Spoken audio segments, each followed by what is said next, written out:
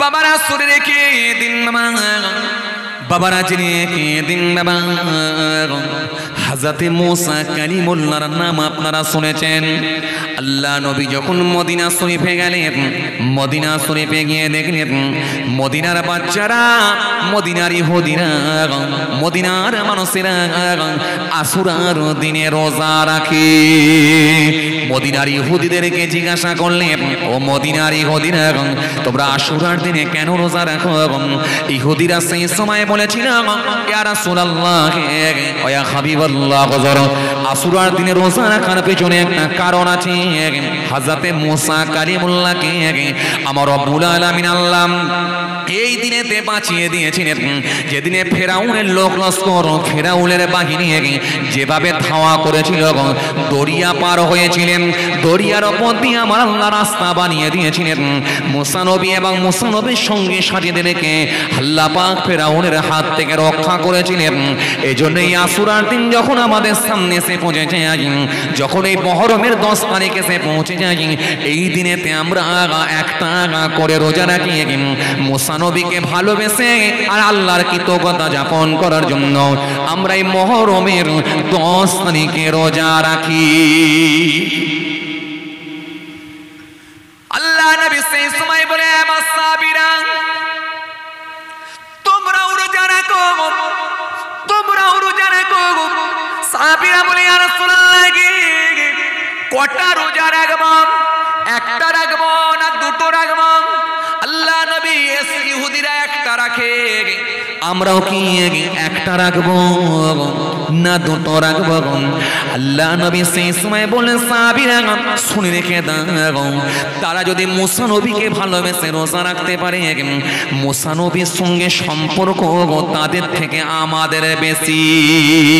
ওয়া সাহাবীরা, আমরা আল্লাহর সন্তুষ্টির জন্য রোজা রাখবো, কিন্তু মনে রেখে দিও ইহুদিদেরকে অনুসরণ করে নয়, ইহুদিদেরকে মনে করে নয়।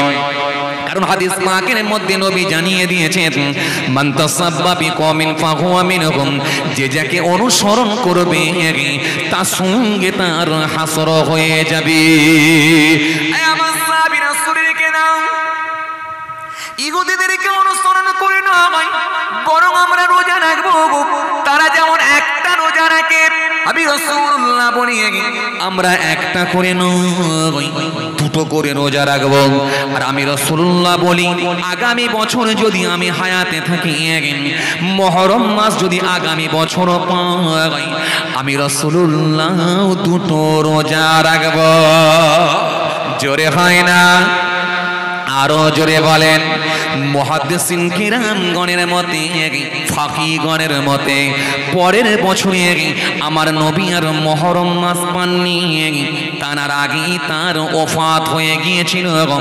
মুহররম মাস পাওয়ার আগেই তিনার ওফাত হয়ে গিয়েছিল, অর্থাৎ তিনি ইন্তেকাল হয়েছিলেন।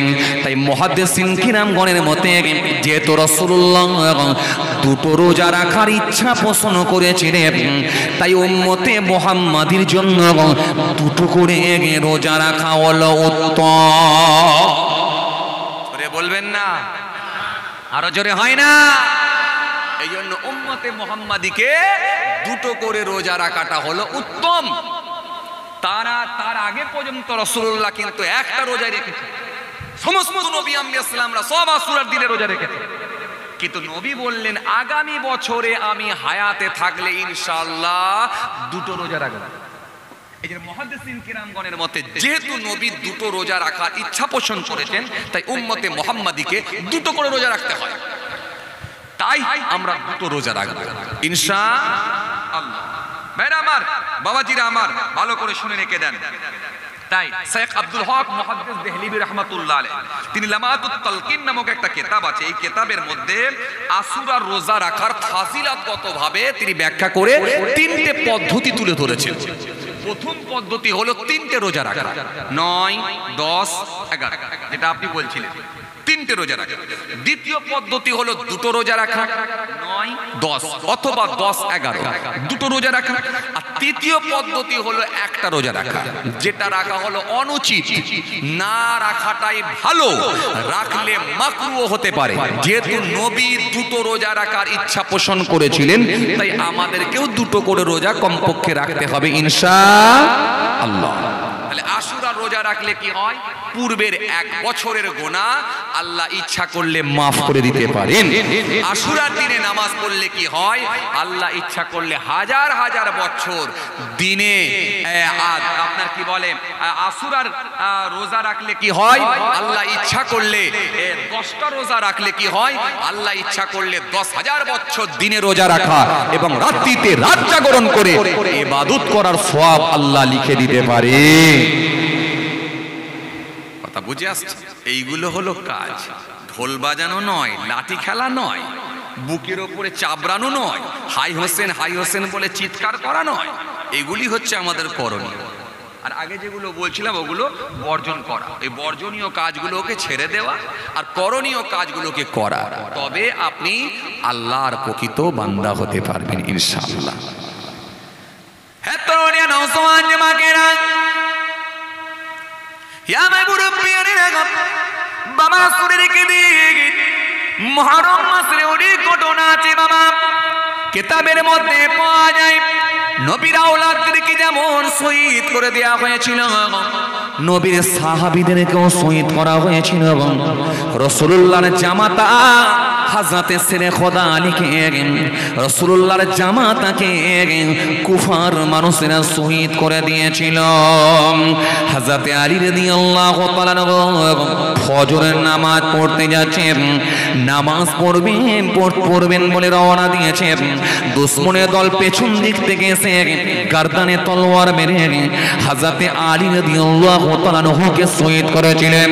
হযরতে ওসমান হুজুরকে শহীদ করা হয়েছিল, হযরতে হামজাকে শহীদ করে দেওয়া হয়েছিল, রাসূলুল্লাহর বড় নাতিকে শহীদ করা হয়েছিল, রাসূলুল্লাহর ছোট নাতিকে শহীদ করা হয়েছিল, কোলের শিশু বাচ্চা হযরতে আসগর রাদিয়াল্লাহু তাআলা কে শহীদ করে দেওয়া হয়েছিল। এভাবে দুশমনের দল সাহাবীদেরকেও শহীদ করে দিয়েছেন, নবী বংশের আওলাদদেরকে শহীদ করেছেন, তাবিঈনদেরকেও শহীদ করে দিয়েছেন।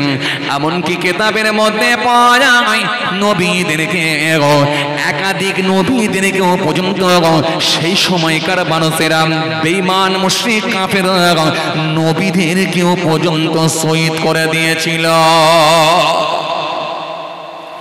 এই জন্য বেঈমানরা যতই পারুক না কেন, ইমামনাদিওকে যতই কষ্ট দিক না কেন, যতই অত্যাচার করুক না কেন, যারা প্রকৃত আল্লাহওয়ালা হয়ে গিয়েছেন, যারা প্রকৃত নামাজি হয়ে গিয়েছেন, যারা প্রকৃত আল্লাহওয়ালা হয়ে গেছেন, যারা ইমানদার হয়ে গিয়েছেন, তাদেরকে শরীয়ত থেকে কখনো বিমুখ করে দিতে পারে না, কখনো শরীয়ত বহির্ভূত কাজ তাদের মধ্যে দেখাতে পারে না, কখনো শরীয়ত থেকে তাদেরকে ভুলিয়ে রাখতে পারে না। এই জন্য জালেমদেরকে আল্লাহ 100% শাস্তি দেবেন। এই জন্য আল্লাহ সুন্দর করে বলেছে, আমি ধরি না কিন্তু ধরবো যখন, তাকে আর ঘুরে ঘাস খেতে দেব না, চর্বিত ঘাসের নাই বানিয়ে দেব। এই জন্য কোরআন শরীফের মধ্যে আমার আল্লাহ সুন্দর করে বলে দিয়েছেন, সুন্দর করে বলেছেন, ওয়ালাউ ইয়ারাল্লাযীনা যালামু ইয ইয়ারাউনাল আযাব আন্নাল কুওয়াতা লিল্লাহি জামিআন ওয়া আন্নাল্লাহা শাদীদুল আযাব। আল্লাহ কোরআনে কারীমের মধ্যে সুন্দর করে বললেন, ওয়ালাকাদ আহলাকনাল কুরুনা মিন ক্বাবলিকুম লাম্মা যালামু ওয়া জাআতুহুম রাসূলুহুম বিল বায়িনাত ওয়া মা কানু লিউমিনু কাযালিকা নাজজিল কওমাল মুজরিমিন। আল্লাহ কোরআনে কারীমের মধ্যে এরকম একাধিক আয়াত দিয়েছেন, দিয়ে আমার আল্লাহ পাক তার বান্দা বান্দীদেরকে সতর্ক করে দিয়েছেন, ওরে বান্দা শুনে রেখে দে, জেনে রেখে দে, জালেমরা যত ইমানদার দিওকে কষ্ট দিক না কেন, নিশ্চিত ভাবে আমি আল্লাহ তাদের জন্য আযাব রেডি করে রেখেছি।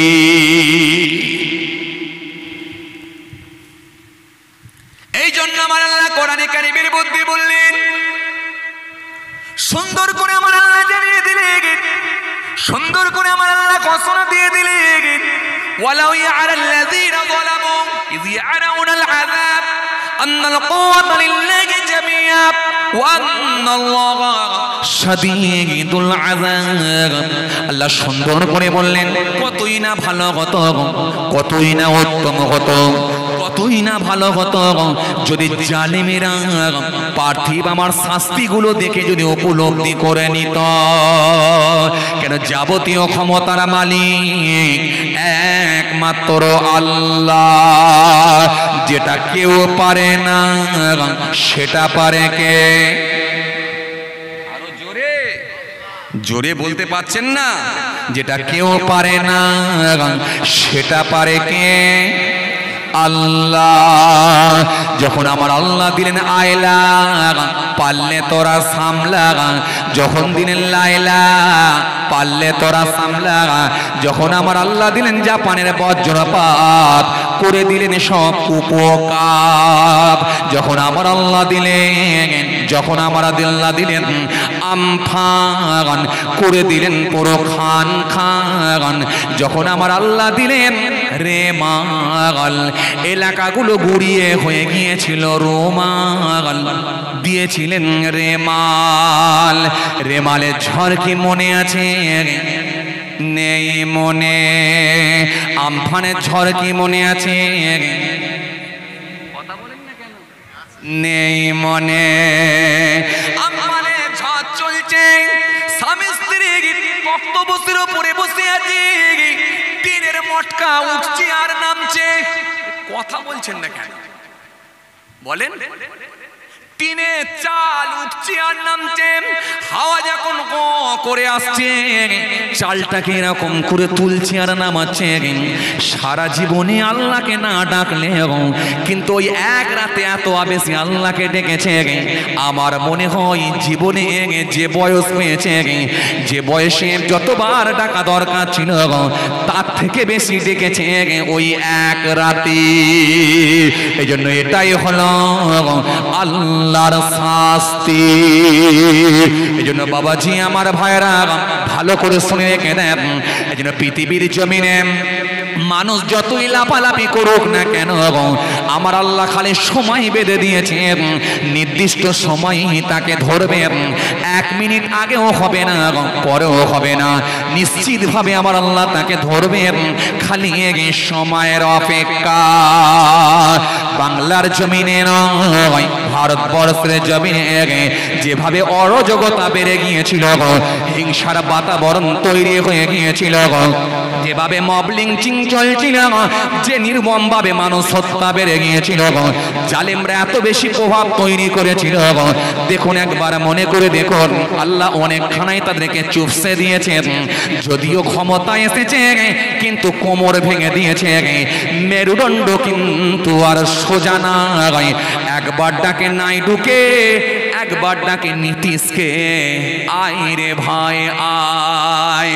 আল্লাহ বলছে কেমন লাগছে ভাব একবার তাই।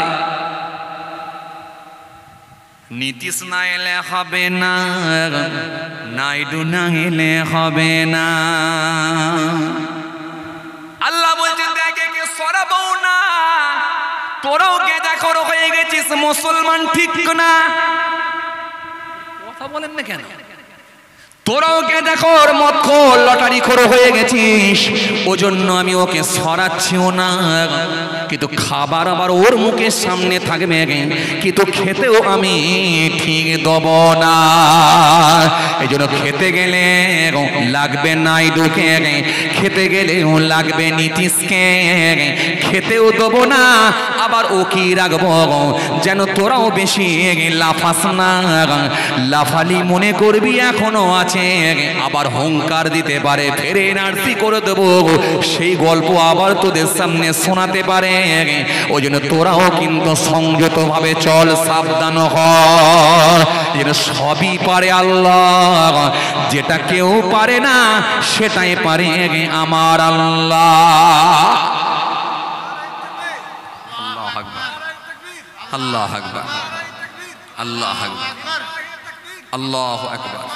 এই জন্য পৃথিবীর জমিনে যারা সীমা লঙ্ঘন করেছিল, পৃথিবীর জমিনে যারা নির্মমভাবে অত্যাচার করেছিল, তাদের নাম নিশান আল্লাহ মিটিয়ে দিয়েছিলেন। আপনাদের জানা আছে ও তরুণীরা শুনে রেখে দিন, নাম হলো তার আবু লাহাব। নিজেকে বলেছিল আমি বড় নবাব, জুলুম করা তার স্বভাব, নাম হলো আবু লাহাব। আল্লাহ বললেন ধরবো এবারে, কেমন করে করছি তোকে বরবাদ। নাম হলো উতবা, নাম হলো সাইবা, আল্লাহ তাদেরকেও ছাড়ে না। নাম হলো তার ফেরাউন, রেগে পুরো আগুন। মুসা নবী বললেন লাগছে তোমাকে দারুণ, ইসলামের দিকে ফিরে আসুন। যখন সে আসলো না, আল্লাহ বলে মুসা হবে না, আমি আল্লাহ আর ওকে ছাড়বো না। ফারেস্তা পাঠাচ্ছি, ফারেস্তা পানিতে ডুবিয়ে করব শায়েস্তা। এরকম ভাবে বড় বড় মাস্তান গুলোর নাম নিশানা মিটিয়ে দিয়েছিল। আপনাদের জানা আছেন ও তরুণিয়া শুনে রেখে দিন, নাম হলো নবী হুদ আলাইহিস সালাম। হুদ নবীর জামানায় একটা সম্প্রদায় এসেছিল, যে সম্প্রদায়টার নাম আপনাদের জানা আছে আদ সম্প্রদায়। আদ এরা বেড়ে গিয়েছিল, এদেরকেও করেছিলেন বরবাদ, নাম হলো আদ।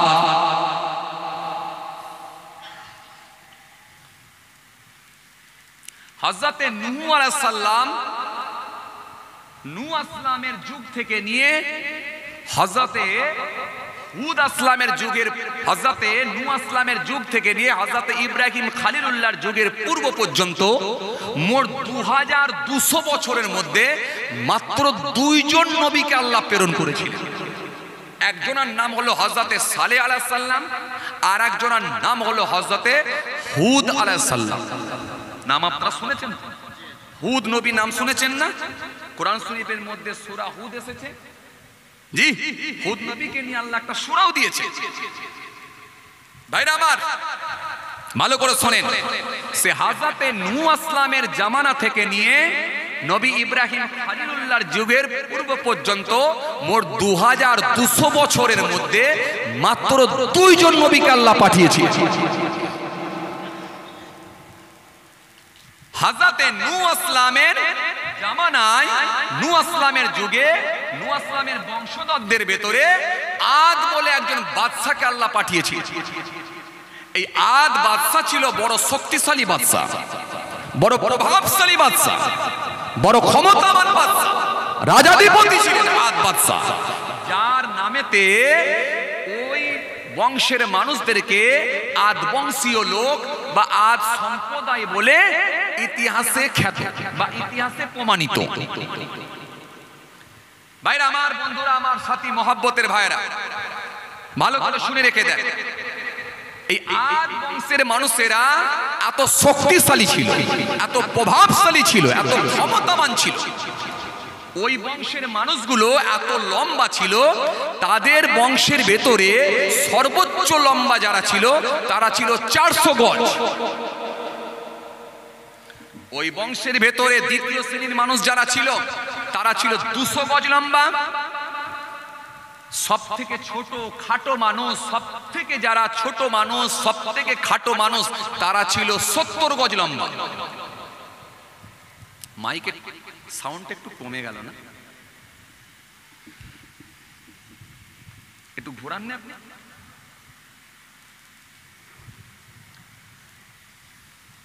আচ্ছা, ঠিক, খেয়াল করে বাবাজি আমার ভাই, লক্ষ্য করে,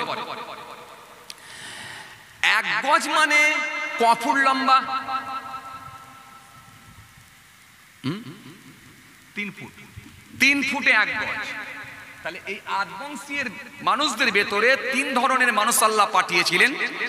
সব থেকে যারা নাটা মানুষ বা খাটো মানুষ বা ছোট মানুষ, তারা ছিল 70 গজ। 70 গজ লম্বা যদি একজন হয়, তাহলে ক ফুট লম্বা? 210 ফুট লম্বা সব থেকে নাটা মানুষ। আপনাদের এখানে কেউ 210 ফুট আছেন নাকি? কথা বলছেন না কেন?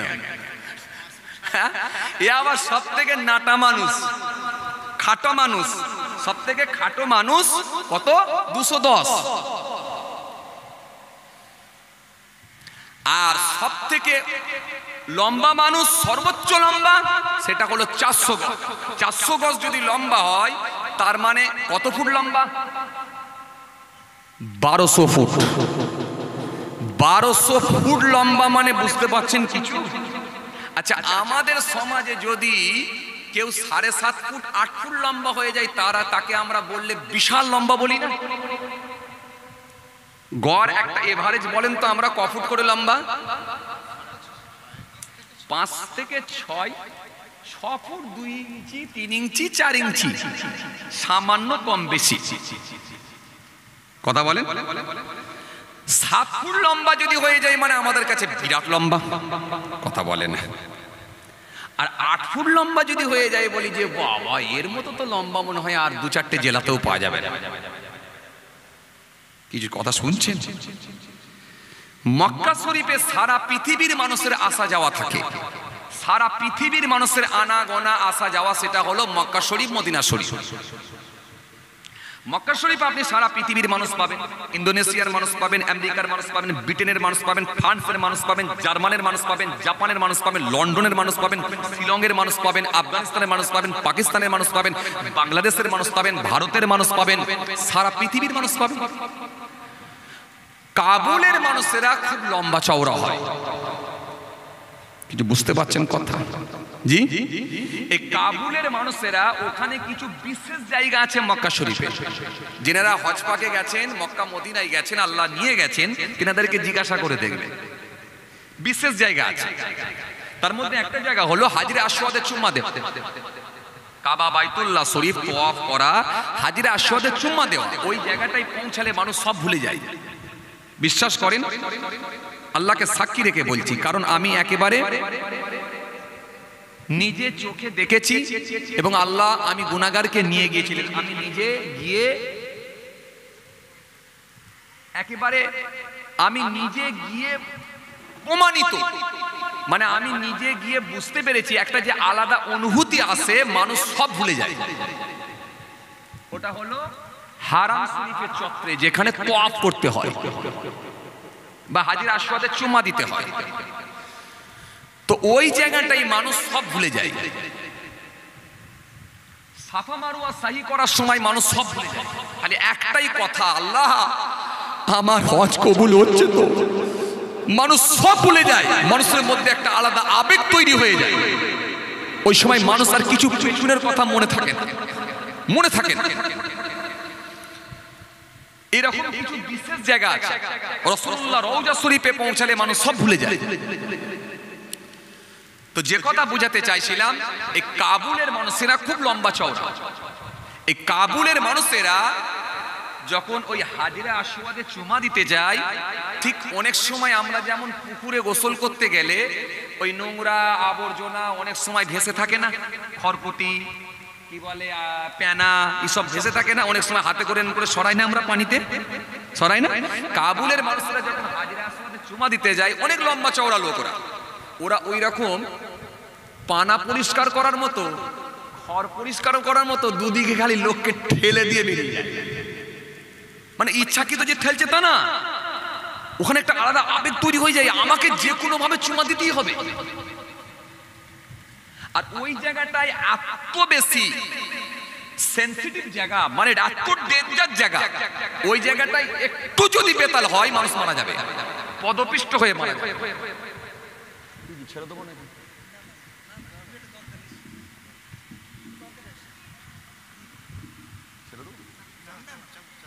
কষ্ট হচ্ছে আপনাদের? ওই বাবা, এদের তো টেম্পার বিরাট দেখছি। এই থাকবেন আপনারা? এই না আত্মবনি ভাই, কষ্ট হয়ে যাচ্ছে আপনাদের। তাহলে একটু তাকবীর দেন, নারায়ে তাকবীর।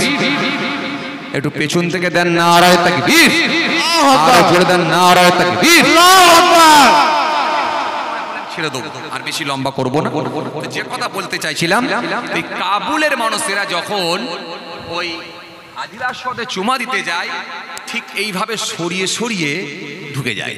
আর আমার দেশের ইন্ডিয়া, বাংলাদেশ, পাকিস্তানের কিছু নাটা লোক, গ্যাঁড়া লোক, এমনি লোকে বলে না গ্যাঁড়া লোকের নাকি বেশি বুদ্ধি। যদিও আমি ঠিক জানি না ভাই, কেন আমি তো লম্বা লোক, আমি কি করে বুঝবো গ্যাঁড়া লোকের বুদ্ধি বেশি নাকি জানি না। গ্যাঁড়া লোক যারা আছেন বলতে পারবেন। তো নাটা লোকের নাকি বুদ্ধি বেশি, এরকম একটা কথার কথা বলে। তো এই নাটা লোক, কিছু গ্যাঁড়া লোক ওই সময় কি করে জানেন, কাবুলের লোকের লাফিয়ে কেউ কাঁধ ধরে ফেলে, বুঝতে পারছেন না, কিংবা কোমরটাকে জাপটে ধরে নেয়। ধরে নিয়ে কি করলো, ওই কাবুলের লোক চলছে, ও ভিতরে ঢুকে গেল। ও এমন কায়দা করে ধরবে না, ছাড়বে না। আর ওই লোক যে ওই কি বলে হাজির আসওয়াদে চুমা দিতে যাচ্ছে, সে কিন্তু একবার ঘুরেও দেখবে না যে পিঠে কে উঠলো না উঠলো, কারণ সে তার মধ্যে একটা আলাদা আবেগ, ভালোবাসা, যে কোনো ভাবে আমাকে হাজির আসওয়াদে চুমা দিতে হবে, ঢুকে যাচ্ছে। আর ইও পিঠে করে চলে গেল বা কাঁধ ধরে চলে গেল, গিয়ে ওই হাজির আসওয়াদে যখন ওই কাবুলের মানুষ চুমা দেয়, লম্বা মানুষটা যখন চুমা দেয়, ইও মুখটা ঢুকিয়ে যখন চুমা দেয়, তখন বুঝতে পেরে যায় যে পিছনে আমার লোক আছে। তখন এরও প্রতি সহানুভূতি দেখিয়ে সেও কিন্তু একে আবার যাতে করে এই কোনো অসুবিধার মধ্যে না পারে, একে আবার সুন্দর করে একে একটু সুরক্ষিত রেখে একে আবার ওইভাবে বের করে নিয়ে চলে আসে। কথা বুঝছেন? কারণ সেটা একটা এরা আলাদা দেখায়, ভালোবাসা দেখায়, অন্য কিছু নয়। কারণ সে তো বিরাট ক্ষমতাবান, শক্তিশালী মানুষ, তার কাছে পিঠে ওটা একটা লোক কোনো ব্যাপারই মনে হয়। কথা বুঝতে পারছেন? তো এরা হচ্ছে লম্বা মানুষ। আসেন এবার আমি যেটা আপনাকে বুঝাতে চাইছিলাম, যে তাহলে এই আদ সম্প্রদায়ের মানুষগুলোর ভেতরে সর্বোচ্চ লম্বা যারা, তারা ছিল কত ফুট? 1200 ফুট।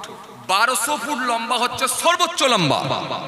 1200 ফুট লম্বা মুসলমান, ভালো করে শোনেন, 1200 ফুট লম্বা। জি, আদ সম্প্রদায়ের মানুষদের ভেতরে নূহ ইসলামের জামানায় একটা লম্বা মানুষকে আল্লাহ বানিয়েছিলেন, যার নাম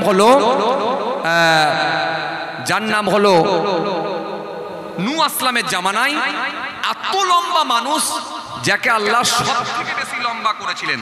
জি, এত লম্বা করেছিলেন, হাদিস কিতাবের মধ্যে এসেছে নূহ ইসলামের জামানায় এত বেশি লম্বা ছিল লোকটি এত বেশি লম্বা ছিল। বাবাজি আমার ভাইরা, ভালো করে শুনে দেখে দেন, আউস বিন আনাক বলে একটা লোক ছিল, এত বেশি লম্বা ছিল যে বড় বড় পাহাড়গুলো, বড় বড় বৃক্ষগুলো তার কাছে ছোট ছোট খাটো মনে হতো। বৃক্ষগুলো, পাহাড়গুলো তার কাছে খাটো ছোট মনে হতো।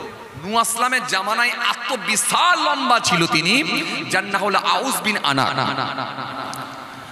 মুসলমান ভালো করে শুনে রেখে দেন, আব্দুল্লাহ বিন ওমর থেকে বর্ণিত, তিনি বলছেন আউস বিন আনাক যখন সমুদ্রের উপর দিয়ে হেঁটে হেঁটে যেত, সমুদ্রের পানিতেও ডুবতো না।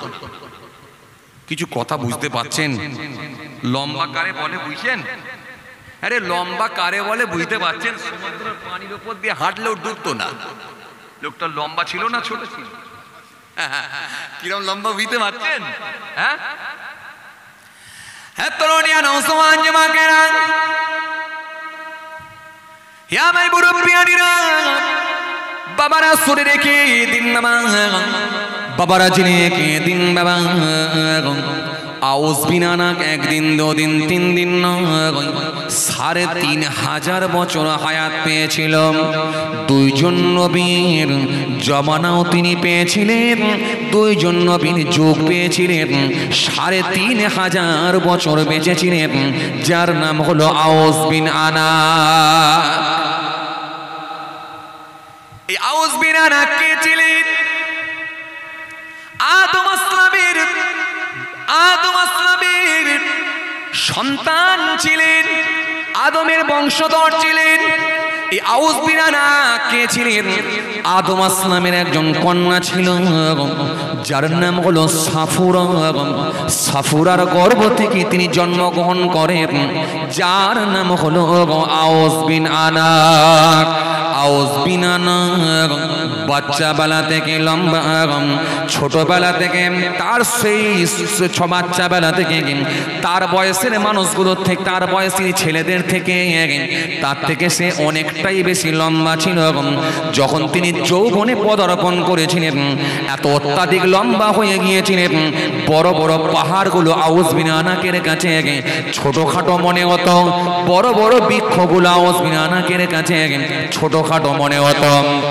সাধারণ এই মানুষগুলো আউজ বিন আনাকের কাছে পোকা মাকড়ের মতো মনে হতো। যেমন আমরা 5.5 ফুট, 6 ফুট, 6.5 ফুট করে লম্বা মানুষ, আমাদের কাছে পিঁপড়েটা কত ক্ষুদ্র মনে হয়, ছোট পোকাটা কত ক্ষুদ্র মনে হয়, আউজ বিন আনাক এত বেশি লম্বা ছিল, তার কাছে সাধারণ মানুষগুলো পোকা মাকড়ের নাই মনে হতো। যিনি সমুদ্রের উপর দিয়ে হেঁটে হেঁটে চলে গেলে সমুদ্রের পানিতেও তিনি ডুবতেন না। হযরত আব্দুল্লাহ ইবনে ওমর থেকে বর্ণিত,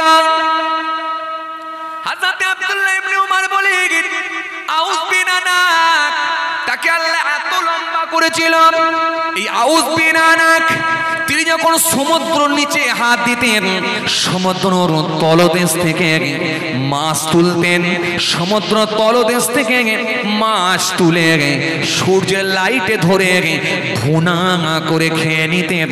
তার নাম হলো আউজ বিন আনাক। সে আউজ বিন আনাক বেঁচে ছিল 3,500 বছর। 3,500 বছর বেঁচে ছিল কে? আউজ বিন আনাক। এই আউজ বিন আনাক মুসা নবীর জামানাও বেঁচে ছিলেন, নূহ নবীর জামানাও তিনি পেয়েছিলেন। আউজ বিন আনাক নূহ নবীর জামানায়, তিনি নূহ নবীর জামানায় ঈমান কবুল করলেন, মুসা নবীর জামানায় গিয়ে তিনি বেঈমান হয়ে গিয়েছিলেন, যার নাম হলো আউজ বিন আনাক। এই আউজ বিন আনাক নূহ নবীর জামানায় ঈমান কবুল করেছিলেন। আপনাদের জানা আছে আল্লাহ নবী হযরত নূহ আলাইহিস সালাম একটা কিস্তি বানিয়েছিলেন, একটা নৌকা বানিয়েছিলেন। সে জামানার মানুষগুলোকে আল্লাহ বন্যা দিয়ে, প্লাবন দিয়ে ধ্বংস করেছিলেন। ধ্বংস করার পূর্বে নূহ নবীকে বলেছিলেন, নূহ তুমি একটা নৌকা বানাও। হযরত নূহ নবী যখন নৌকা বানিয়েছিলেন, হযরত নূহ নবী যখন নৌকা বানাতে লাগলেন, নৌকা বানানোর জন্য বিরাট বড় দুটো বৃক্ষর প্রয়োজন হয়েছিল, দুটো গাছের প্রয়োজন হয়েছিল। সেই সময় গাছগুলো এত হাজার হাজার টন ভারী ছিল, যে গাছগুলোকে নিয়ে আসার মতো কারোর শক্তি হয় না। শত শত মানুষ ফেলিওর হয়ে গেল, বৃক্ষগুলো আনতে পারল না, এমনকি হাতিও বৃক্ষ আনতে পারল না। আল্লাহ নবী হযরত নূহ নবী সেই সময় বলেছিলেন, হে আউজ বিন আনাক তুমি কি বৃক্ষ দুটো এনে দেবে? আউজ বিন আনাক বলেছিল, বৃক্ষ এনে দেব। হযরত নূহ নবী, গাছ আমি দুটো এনে দেব, বৃক্ষ এনে দেব, তবে একটা শর্ত আছে, শোনেন হুজুর, আমাকে পেট ভরা খাবার দিতে হবে, পেট ভরে খাবার দিতে হবে। আউজ বিন আনাক যতদিন বেঁচে ছিল তার বড় বাড়ি গাড়ির প্রয়োজন হয় না, ভালো জামা কাপড়ও লাগে না, তার কোনো কিছুর শখ ছিল না। আউজ বিন আনাকের একটা জিনিসের শখ, যেন একটু পেট ভরা খাবার পায়। কারণ আউজ বিন আনাক জীবনে যতদিন বেঁচে ছিল পেট ভরা খাবার তিনি কোনোদিন পাননি। পেট ভরা খাবার কি করে পাবে? যে মানুষটা সমুদ্রের তলদেশ থেকে মাছ তুলে নিয়েছে সূর্যের লাইটে ধরে, যে মানুষটা সূর্যের আলোতে, সূর্যের তাপমাত্রা, সূর্যের গরমে মাছকে ভুনা করে খেয়ে নেন, এত বিশাল লম্বা মানুষ, বিশাল শক্তিশালী মানুষ, এই মানুষটার খাবারকে জোগাড়। কথা বলছেন না কেন? কথা বলছেন না কেন? খাবার দেওয়ার মালিক কে? আল্লাহ, খাওয়ানেওয়ালা আল্লাহ, কিন্তু একটা ওসিলা তো দরকার। এখন আপনাকে আমাকে যদি বলা হয় পিপিলিকার খাবার দেওয়া হবে, পিঁপড়ের খাবার, পিঁপড়ে যেমন তার খাবারও তেমন, কথা বলছেন না কেন? পিঁপড়ে যেমন, পিপিলিকা যেমন, তার খাবারটাও তেমন।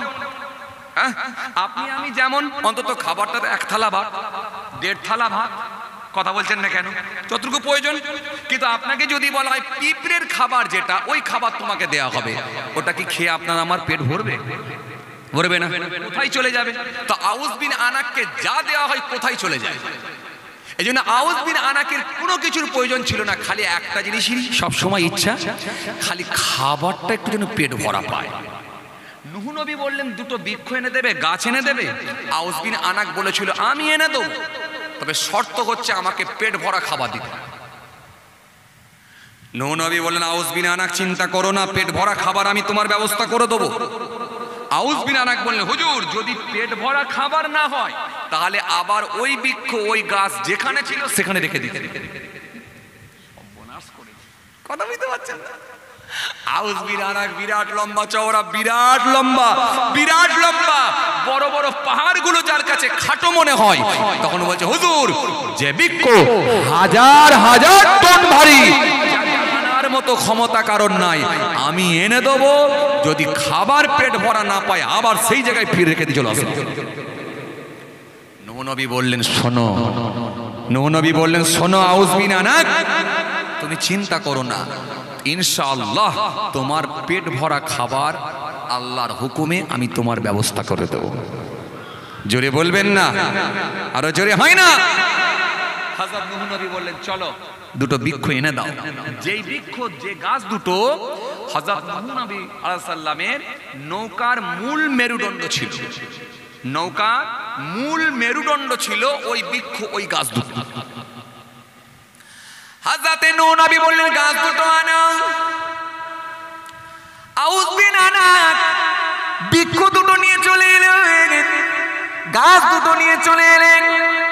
আল্লাহ নবী হযরতে নূহ নবীকে বললেন ওয়াল্লাহ নবী নূহ নবী এবারে আমার খাবারের ব্যবস্থা করে দেন। হযরতে নূহ নবী সেই সময় বললেন ও আউস বিন আনাক একটু দাঁড়াও, তোমার খাবারের ব্যবস্থা আমি করে দেব। আল্লাহ নবী নূহ নবী থাকতে না পেরে হযরতে নূহ নবী সেই সময়তে 2টো ছোট ছোট রুটি নিয়ে এলেন। রুটি নিয়ে এসে বললেন আউস বিন আনাক বিসমিল্লাহির রহমানির রহিম বলে আল্লাহর নাম নিয়ে রুটিগুলো খাও। জোরে বলবেন না? আরো জোরে হয় না?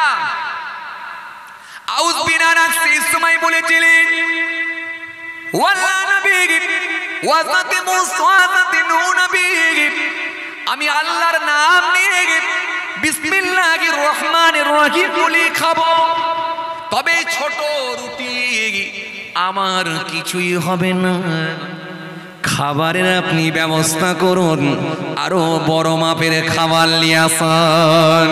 হযরতে নূহ নবী বললেন আউস বিন আনাক এত ঘাবড়াচ্ছ কেন? তুমি আল্লাহর নাম নিয়ে খাও, আর তোমার খাওয়া না হওয়া পর্যন্ত আমি তোমার সামনে দাঁড়িয়ে আছি। আউস বিন আনাক কিতাবের মধ্যে পাওয়া যায় আল্লাহর নাম নিয়ে বিসমিল্লাহির রহমানির রহিম বলে যখন একটা রুটি খেয়ে নিল, খাওয়ার পরে বলল হুজুর আমার ক্ষুধার যন্ত্রণা, ক্ষুধার জ্বালা নিবারণ হয়ে গেছে, সুতরাং আমার পেটটা ভরে গেছে, দ্বিতীয় রুটি আমি আর খেতে পারবো না। জোরে বলবেন না? দ্বিতীয় রুটি খেতে পারবো না। আউস বিন আনাকের কথা শুনে হযরত নবী বললেন শোনো আউস বিন আনাক, আল্লাহর নাম নিয়ে খেয়েছো, এই খাবারে আল্লাহ বরকত দিয়ে দিয়েছে। এজন্য হাদিস পাকের মধ্যে এসেছে রাসূল করিম সাল্লাল্লাহু আলাইহি ওয়াসাল্লাম বলছেন ঈমানদার খায় 1 পাকস্থলীতে আর বেঈমান খায় 7 পাকস্থলীতে। হাদিসে এসেছে। তার মানে কি বেঈমানের কি 7টা পাকস্থলী? না। আর ঈমানদারের একটা? না। ওরও একটা, ঈমানদারেরও একটা, বেঈমানেরও একটা, ঈমানদারেরও একটা। কিন্তু ঈমানদারের 1 পাকস্থলীতে আর বেঈমানের 7 পাকস্থলী বলার কারণ হলো বেঈমানের অল্প খাবারে পেট ভরে না, কারণ সে শয়তানকে নিয়ে খায়। আর ঈমানদার যখন আল্লাহর নাম নিয়ে খায় অল্প খাবারই পেটটা ভরে যায়। কথা বুঝে আসছে? ভাইরা আমার, বন্ধুরা আমার, হাদিসে এসেছে এই কথা বলতে গেলে রাসূলুল্লাহর সামনে রাসূলুল্লাহর মেহমান হয়েছিল একজন ইহুদি মানুষ, কেমন করে খাবার দেওয়া হয়েছিল অনেক কথা বেরোবে, চলেন ওই সব দিকে আমি আর যাচ্ছি না, তাক ছেড়ে দিই, আল্লাহ নিয়ে এলে ফের কোনোদিন হবে ইনশাআল্লাহ। আমার জন্য দোয়া করবে। আউস বিন আনাকের কথা বলছিলাম, এই আউস বিন আনাক কিভাবে মারা গিয়েছিল এই পর্যন্ত আর বলা হলো নি আর কি, কথা বুঝতে পারছেন, কারণ পয়সা তুলতে হবে,